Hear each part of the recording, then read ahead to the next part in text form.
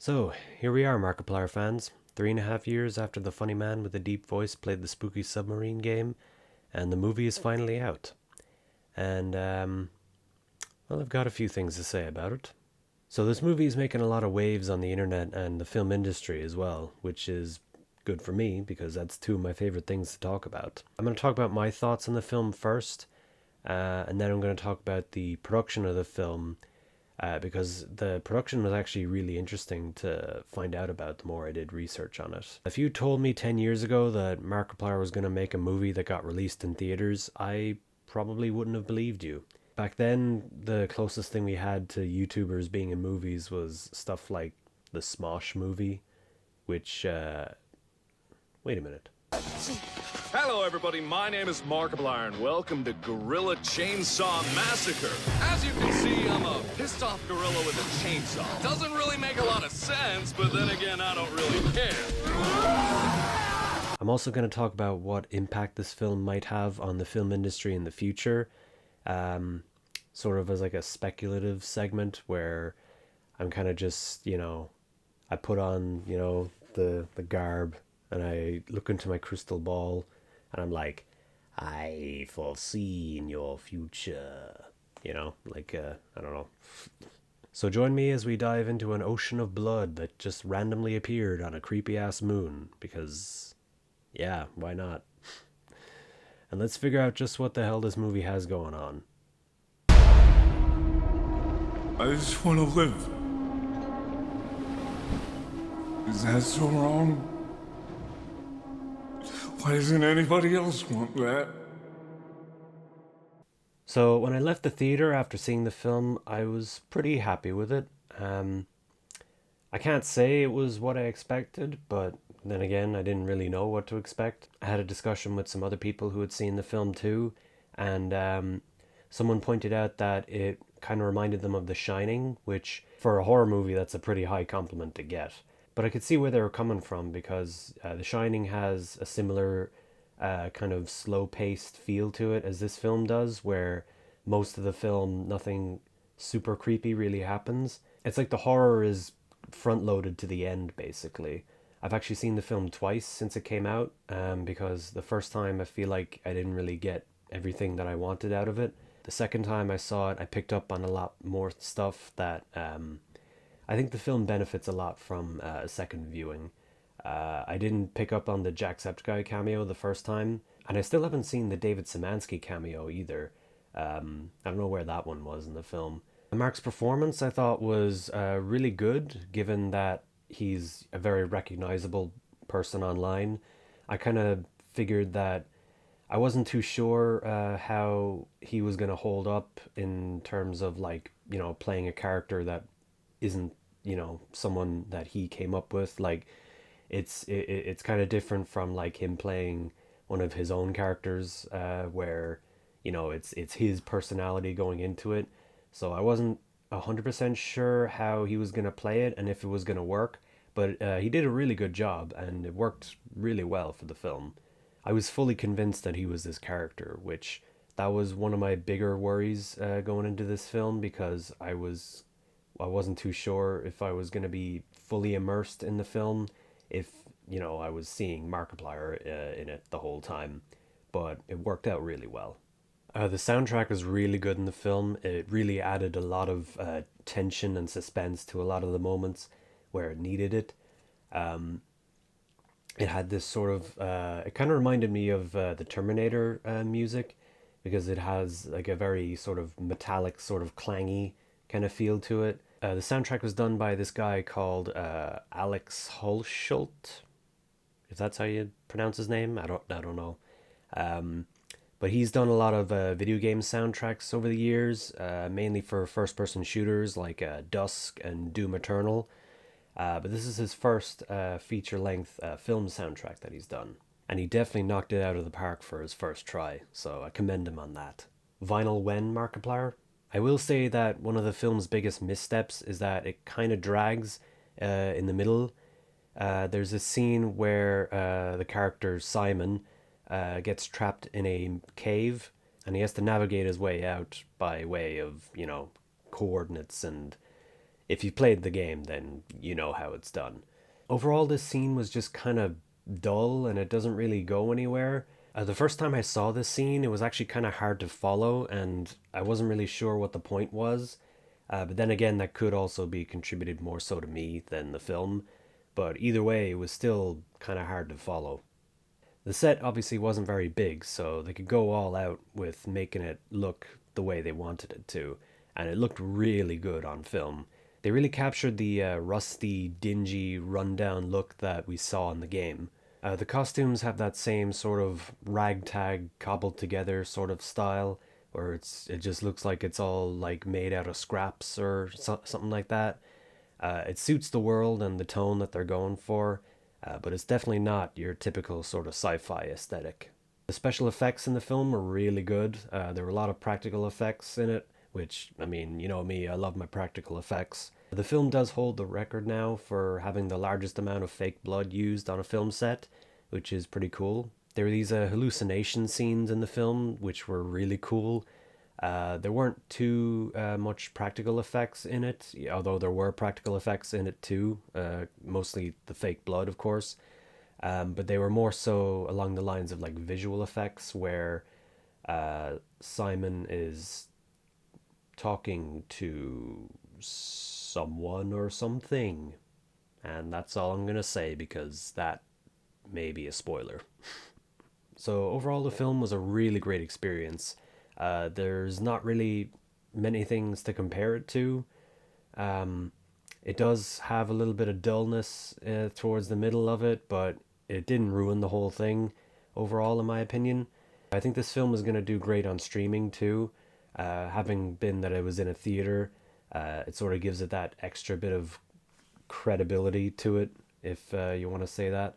And also the fact of people who had heard of it when it was in theaters, seeing it for the first time on streaming, it also has that going for it too. So I'm excited to see what'll happen when it comes on streaming. So to give this film its overall rating, I would have to go for a 7 out of 10. I thought it was really well acted, really well put together, really good production values, all that. I just thought it was brought down a little bit by the poor pacing in some parts, and there's some issues of clarity that I think the film could have done better on, but overall, really great, and definitely the kind of films that I'd like to see more of in the future. So those are my personal takes on the film. You can let me know yours in the comments below, and now I'm going to move on to the production of the film because it was really interesting to research it and to find out not only what was going on behind the scenes making of the film, but also some of the people that were involved. And I think you might find it interesting. So back in May of 2022, Markiplier uploaded his Let's Play of a little indie horror game called Iron Lung. This wasn't any unique situation because, as many of you who are watching this probably know yourselves, Markiplier is pretty much known for making Let's Plays of horror games. But it seemed like something in this game really captured his imagination because it wasn't long after that there was talk of there being an Iron Lung film being made. In a jokey sort of post on Twitter or X, David Szymanski, the creator of the game, said that Markiplier and Jacksepticeye, who also played the game around this time, would be starring in a film adaptation of the game. Later on in March of 2023, Markiplier said in a Variety interview that he was writing, directing, and acting in a new film, but he didn't say it was Iron Lung, even though we all knew it was Iron Lung. And so the film's 3-year-long production began with him, Markiplier, self-financing the whole budget of $3 million himself. Iron Lung was filmed over 35 days in early 2023 in a sound studio in Austin, Texas. For the actual Iron Lung submarine itself, there was this really cool machine that basically the whole set was attached to. There just is challenge to filming in this thing, but we figured it out very slowly, but we figured it out. Keeping cameras safe, keeping crew safe in there when you're getting flung around, locking down cameras at nights and all of these things. Keeping everyone around it is safe, just because that whole thing does move like crazy. They built What a machine, the Nakba. What a machine. We build an armature and then we mount the frame of the set to it, and then we build a cage over the set, and then we can take the set and we can move it however we want. We use those various functions and the yaw of the motion base, which is kind of a lazy Susan type motion, to jerk Mark around inside of the set and make it look like this sub is actually on the bottom of the ocean. So that instantly took the game up, right? Because we have to mount this thing to a floor, we have to pump all the blood in it while it's moving, or we have to hang stunts on it. So, you know, it was an evolution for sure. I am a big Nakmo fan. You know, I kind of thought before going into the movie, because I knew that I had heard about this machine being used in the movie before I went to see it. I didn't think it was going to add a whole lot to it, but well, it did. I mean, I was wrong. There's not really, like, unless you've seen the movie, I can't really explain how it does it, but, you know, it basically sold the shots where Mark is being thrown around inside the sub a lot better than it would have without the machine. If you're familiar with low-budget filmmakers, you've probably heard of Robert Rodriguez.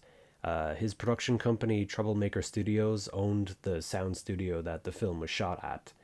And supposedly Markiplier and David Szymanski met and had lunch prior to filming, which, I mean, just the thought of Markiplier and Robert Rodriguez having lunch is just really cool to me.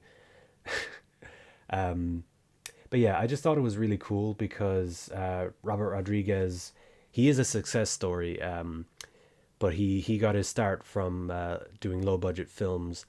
So I thought it was kind of cool how this being a low-budget film as well, and Rodriguez being involved with it, you know, sort of like a combining cross-generational low-budget filmmakers. I thought it was really cool. And if any of you guys don't know Robert Rodriguez, I definitely recommend you to watch some of his films. The El Mariachi films, From Dusk Till Dawn, that's a really good one. If you're around my age, you've probably seen Spy Kids, which he did those movies too.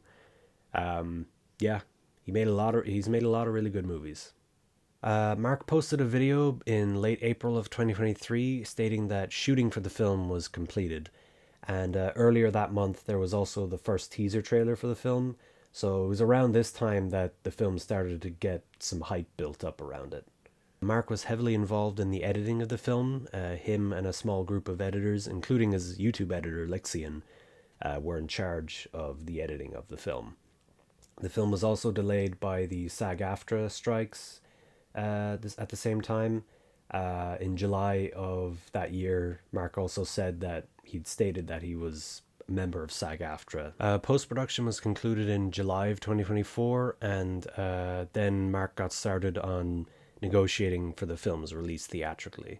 And then about a year and a half later, in December of 2025, the film finally got its release date. Initially, the film was only going to release in 60 independent theaters in the US, but after Mark rallied his fan base to request for it to be added to local theaters that they had, the film got released eventually in about 4,000 theaters in the UK, the US, Australia, and some EU countries as well. The film was released on January 30th, although it said the 29th in Ireland for some reason, which I don't know what's up with that. It debuted at number 2 in North America with $17.8 million in the box office. And as I'm recording this now, it's past 50 million. I don't know what the exact number is now, but I've had to update that number over and over as I've been doing this. Beat out fellow horror movie Send Help, directed by Sam Raimi, in box office returns. For a time, though, it was taken off the charts shortly after it came out for some reason. I don't know what was up with that, but yeah. Some people said it was a glitch. So this film has obviously had a big impact on the industry right now, but what I want to talk about is the future of the film and the kind of impact it could have on the sort of wider cultural landscape of films. This will be a very speculative segment of the video, obviously. I can't tell the future yet, unfortunately. I'm working on that. So yeah, just take everything I'm saying with a grain of salt. But if anything I say does come true, just know that I called it first. I called it first, okay? Also, people in the future, yeah, I totally called it. Thank you, thank you, thank you. I am amazing. I am a genius. Thank you, thank you. Anyway, let's get into it. It seems to me like Iron Lung will probably have some sort of cult classic horror film status in the years to come, in the sense that, it won't be one of the, big hitters of horror, but it'll have a dedicated fan base that'll, keep it alive. And horror is one of the best genres of film to have that sort of cult classic status. Because, if you think about all the classic horror films, all the cult classic horror films that have come about in the years, like Night of the Living Dead, Evil Dead, Reanimator, Scanners, Midsommar, T. West's X trilogy, Pitch Black, The Descent, they all have like the sort of low budget charm to them, and they all have like dedicated fan bases behind them, and it seems like Iron Lung would fit in that category too. What with its low budget, the fact that it wasn't made by any big studio, it has this sort of scrappy underdog kind of feel to it. The fact that a lot of Mark's friends helped out with the production as well, that's a big sort of thing that you see in a lot of low budget horror films. Is a lot of times it's just a bunch of friends getting together and they're like, hey, let's go out and make a movie, like what I mentioned before, Sam Raimi. When he made Evil Dead, it was just him, his brother, and a bunch of his friends going out into the woods. It's the same thing that's in all those films, that that pure passion for film that just drives a person. And I definitely think that Iron Lung has that going for it. I kind of find it funny too, because Sam Raimi's film got beaten by Mark's film. So yeah, move over, Sam Raimi. There's another low budget horror movie guy in town. As I said before, the film was shot at Robert Rodriguez's studio in Austin, Texas, and this shows to me that the film had a lot of influence when it was being made, because Robert Rodriguez isn't he's not just some nobody in the filmmaker's sphere. So perhaps this might spark the beginnings of a new movement of filmmakers moving to making content online, where maybe they didn't consider it before. Maybe some of them thought like that making content online is some lesser form of art. I would imagine that a movie getting to number one at the box office, made by a guy who's made plenty of content online that's cinematic before, that would probably change some of their minds. Will the Iron Lung universe be expanded in other media? I think it's very possible, because we've seen that the story has potential in two different kinds of mediums, both movies and video games. So I think it's I think it's possible that we could see the scope of David Szymanski's work be built upon in the coming years. We could see books. We could see another game, another sequel movie even. If they were to do another game, it could be more of an indie kind of thing like the original was, or it could be something more expansive, maybe with a bigger team with Szymanski at the helm. I think people would really like that. Iron Lung isn't the only YouTuber film that's come out this year. Around the same time, Chris Stuckman released his horror film Shelby Oaks. And over the years, there's been some less than stellar YouTuber movies. It's the biggest piece of dog shit. It's the biggest piece of dog shit. It's the biggest piece of dog shit. But these recent films have a bit more quality to them. So, it's possible we could see Hollywood take note, and who really knows how they'll respond. I already mentioned that Iron Lung had been taken off the box office charts for unknown reasons. That was shortly after it overtook Send Help. Whether or not there was a conspiracy to stop the movie's success, I can't really tell. But I would not put it past the sort of Hollywood elite business types to do that. Hollywood today is built on safe, predictable studio franchises. films that are based off of properties that are years and years old, that they've been milking for a long time. Pretty much any film that is made nowadays in Hollywood that isn't part of some big property generally doesn't do well unless it's by a director that already has a proven track record, or they have, a lot of clout, so to say. So if you're a first-time director, like Mark is, making a movie on a small budget, like this movie is, and it's very successful, like this movie is, it's kind of clear to see how that would hurt the bottom line of the big studios in Hollywood today.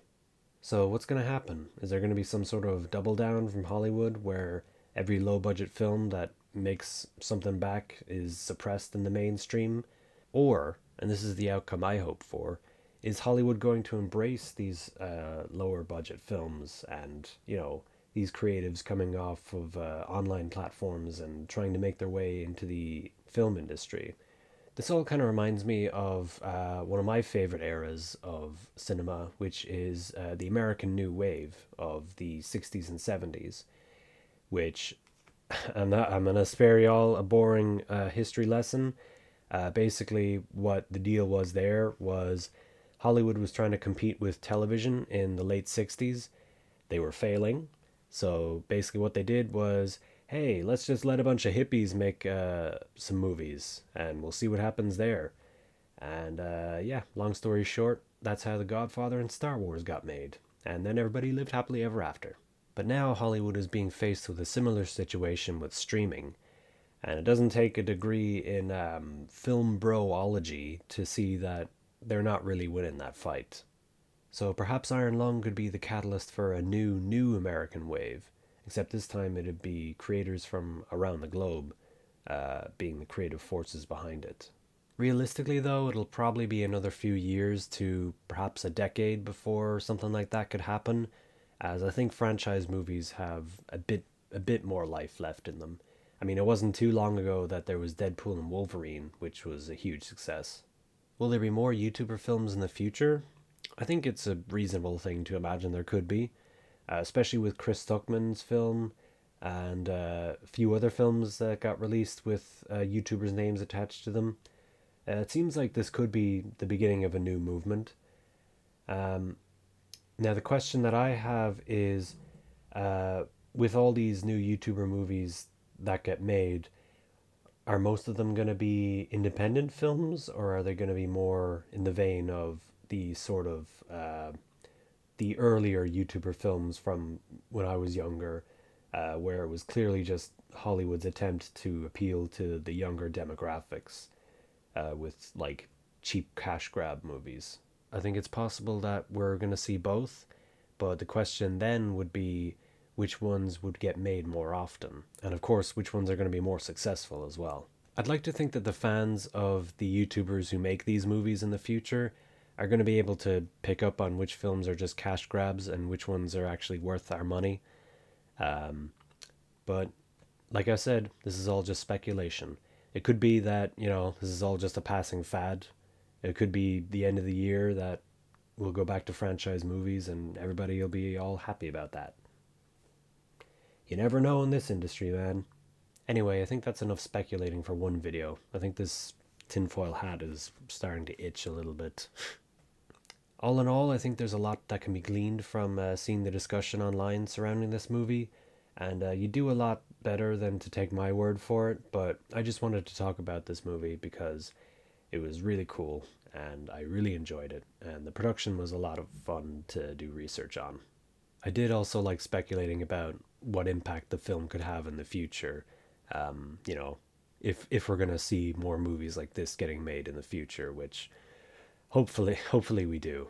So I hope you guys enjoyed this video. I know I'm a bit late talking about this movie, but yeah, I don't really have an explanation for that, but yeah. So anyway, thanks so much for watching, and I'll see you in the next one.